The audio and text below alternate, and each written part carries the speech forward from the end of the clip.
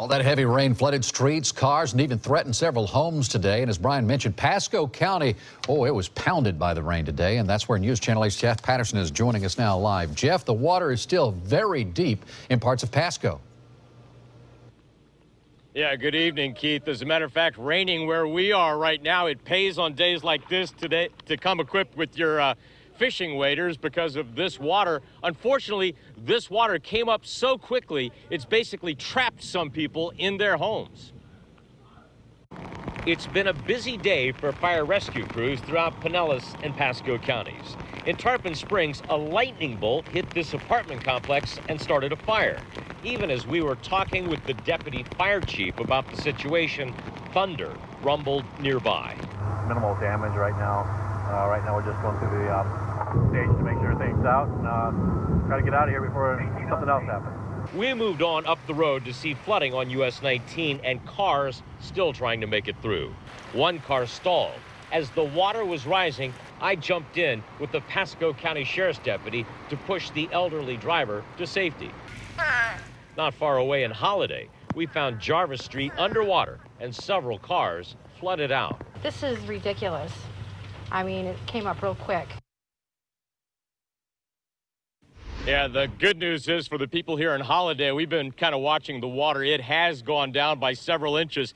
I kind of want to make my way down the street here a little bit if I can and just show you how quickly this water came up. There is a Mustang that is underwater up there that has been underwater basically all day since we have arrived here. And the people who live in this area just tell me it came up so quickly, they didn't even have time to move their cars. Pasco County does have a pump not far from here trying to work to get this water level down as quickly as they can. Keith and Jen. And Jeff, I just heard that Pasco County is passing out sandbags for people who may need them. And it looks like a lot of these folks may need them a lot. Is that street a street that normally floods?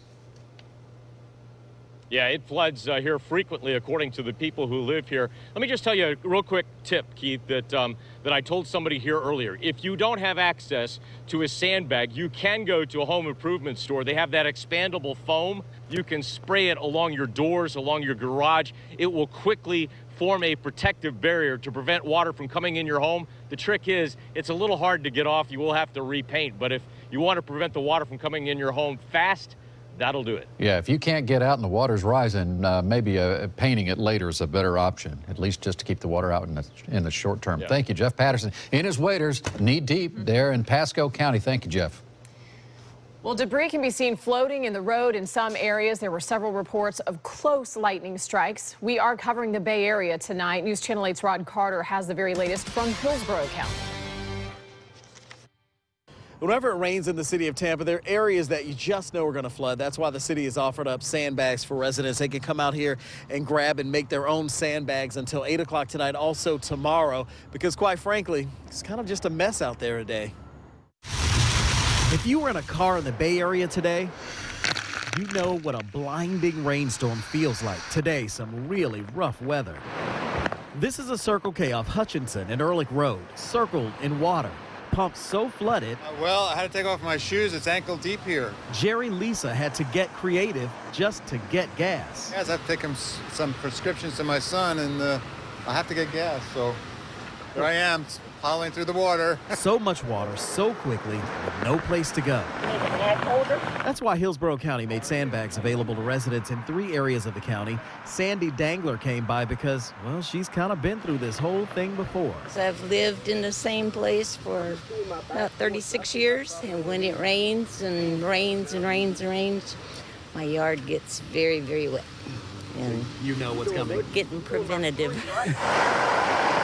Also to help out, Public Works hit the rainy streets to pump out water from some flooded neighborhoods like Lakeside Grove Estates. That's where water backed up on this corner.